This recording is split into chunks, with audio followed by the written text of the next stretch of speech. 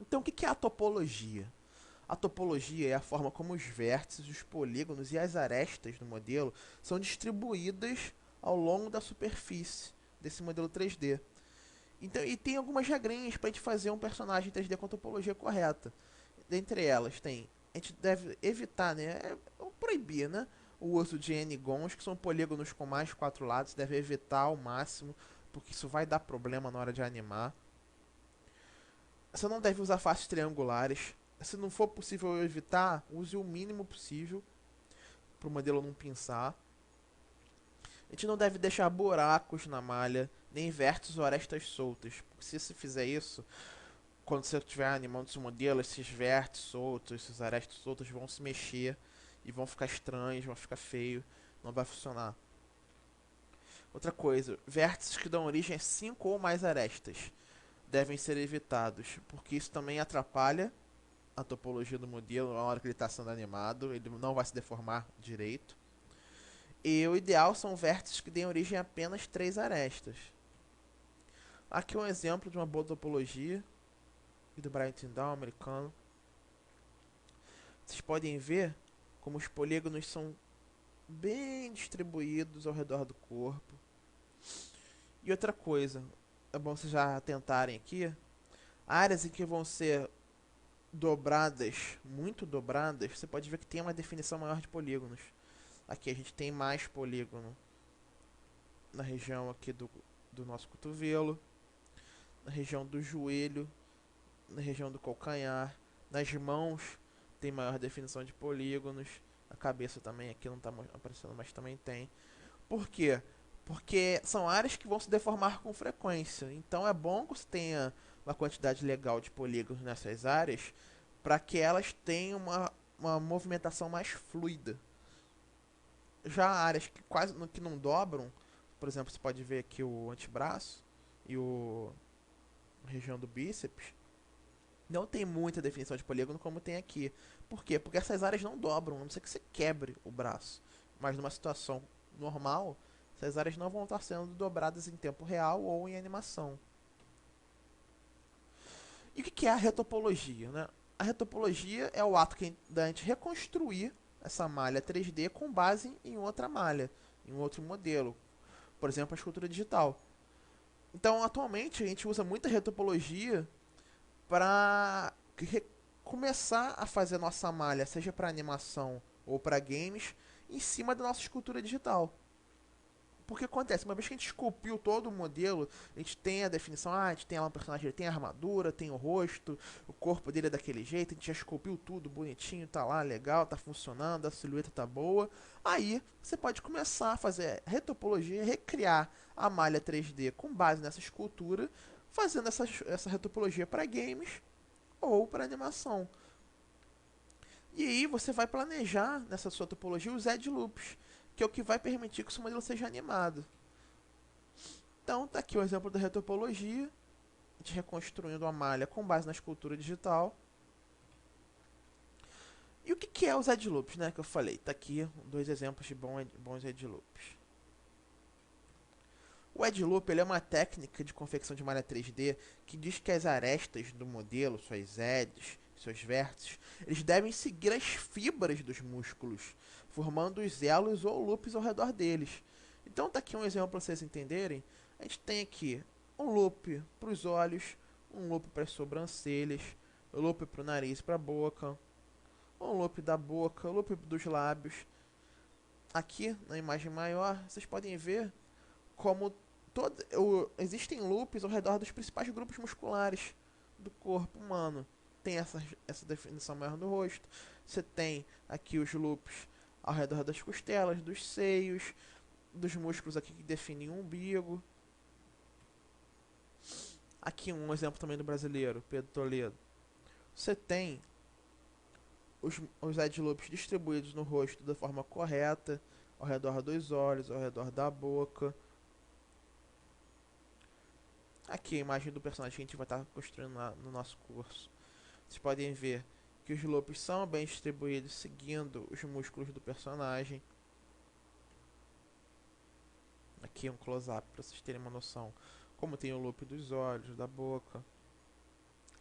Então, por que a gente tem que fazer os edge loops? Qual é a vantagem dos edge loops? Eles permitem que o modelo 3D, quando ele for tensionado, quando ele estiver se movimentando, ele vai se movimentar da forma correta, a forma anatômica, sem pensar a malha ficar os polígonos saindo para um lado para o outro, como se tivesse quebrado, ou amassando a malha de uma forma estranha.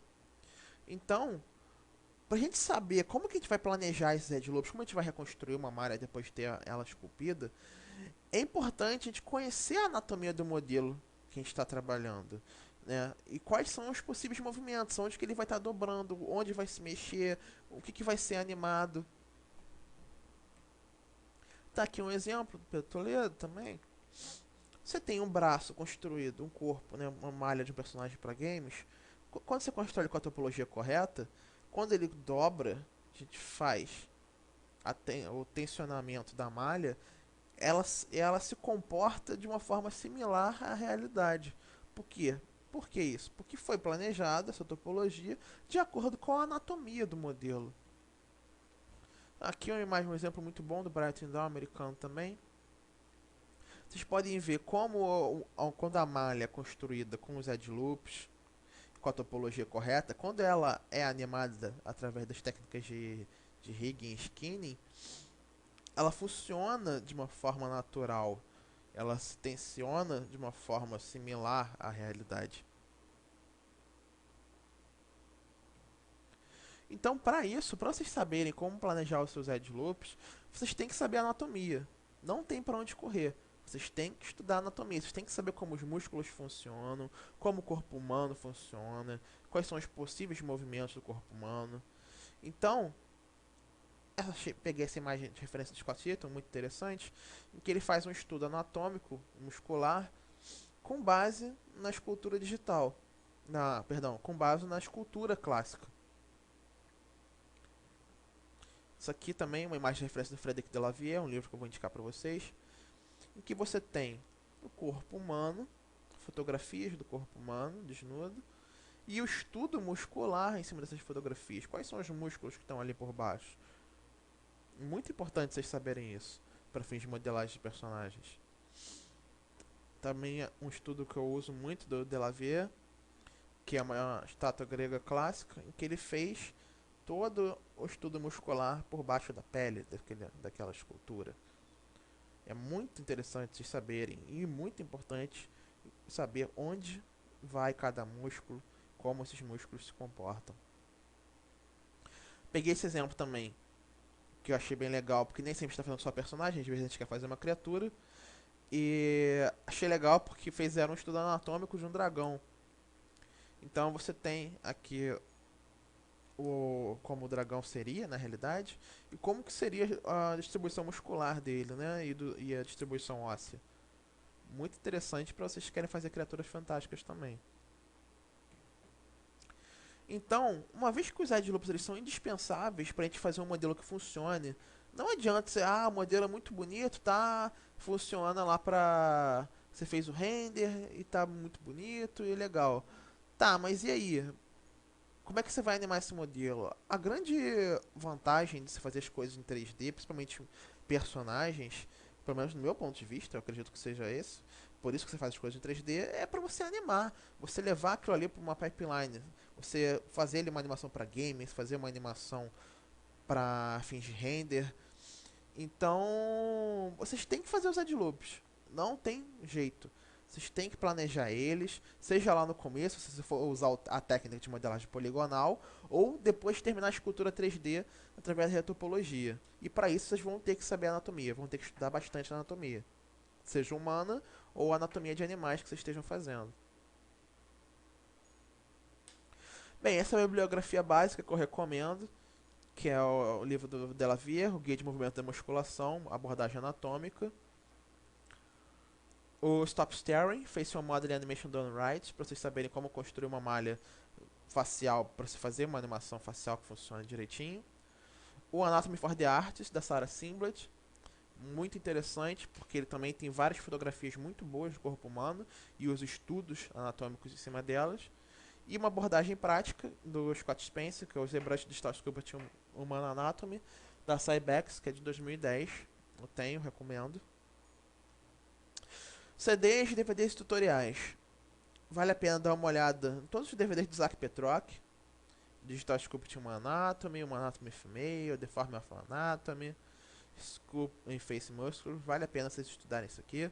E um tutorial muito bom de Head Loops, que foi até de onde eu tirei para fazer o conteúdo dessa aula. Pra vocês entenderem mais a fundo. Os sites e fóruns. Recomendo esses aqui, o 3dforall.org brasileiro, seja seu site que é o maior do mundo, que é o CG Talk. O 3D Total, também muito bom. Game Artisans para quem quer trabalhar principalmente com jogos. CG Hub, também bem aberto, jogos, animação, render ultra realista. CG Arena, se não me engano é indiano. É mais recente também, mas tem vários trabalhos interessantes. É bom vocês estarem sempre acompanhando esses sites, eu entro pelo menos todo dia nesses sites, para vocês verem o que está acontecendo na indústria, né? Quais são os trabalhos que estão sendo lançados. No CG Society, principalmente, sai muito artigo falando das principais produções, Tron, Avatar, os jogos, Fable 3, o Dead Space, sempre sai uma entrevista, né, com esse pessoal. Não botei aqui, mas acho interessante também vocês darem uma olhada no ZBrushCentral.com, muito interessante, que é só sobre o ZBrush, trabalhos feitos com ZBrush, entrevistas com empresas que usam ZBrush. Site de texturas. Para fins de ser humano, 3DSK sem dúvida é o melhor. É pago,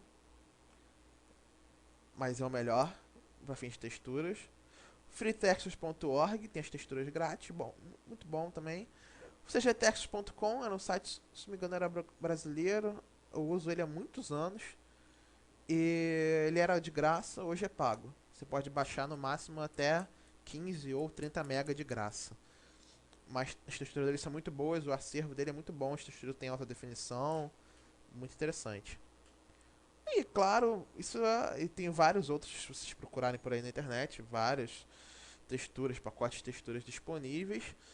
Ou se você quiser fazer algo mais específico, se quer fazer alguma pessoa específico, é bom sempre você ter uma câmera digital legal, que tem uma resolução, sei lá, de 15 megapixels, já tá bom, para você fotografar e fazer suas próprias texturas, né? Eu acho que é um caminho mais interessante de ser seguido, se você tiver poder arcar com o equipamento, porque você vai fazer um trabalho completamente pessoal, né? Porque todo mundo usa o 3DSK e pega textura nesses sites. Se você puder tirar suas próprias fotografias, criar suas próprias texturas, seu trabalho vai ser 100% único, né? Não vai ter chance de ficar parecido com o trabalho dos outros. Recomendo comprar uma câmera e sempre também estar fotografando para fazer suas próprias texturas. Bem, pessoal, essa é a nossa primeira aula. Por hoje é só.